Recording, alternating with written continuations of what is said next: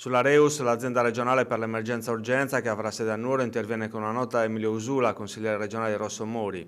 L'esponente politico richiama la presa di posizione della conferenza territoriale sociosanitaria di Nuoro, che chiede alla giunta regionale di tenere in considerazione le esigenze di un intero territorio, quello della Sardegna centrale, che rischia di rimanere marginalizzato se venisse implementato il piano di elisoccorso con le basi dislocate ad Alghero, Olbia e Cagliari. Usula ricorda che come componente della Commissione Sanità si è espresso contro questa ipotesi e ribadisce l'opportunità di riconoscere nei fatti a Nuoro il ruolo di sede operativa e non solo amministrativa della Reus.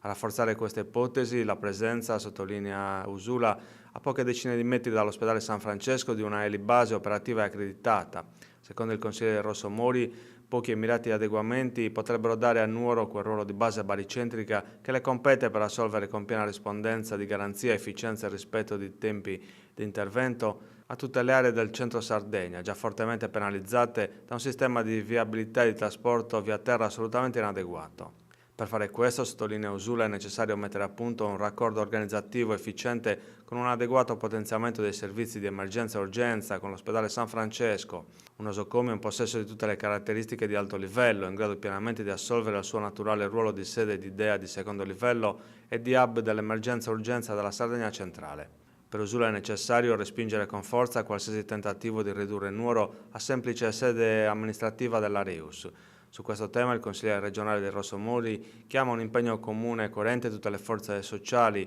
le rappresentanze politiche, sindacali e imprenditoriali del territorio.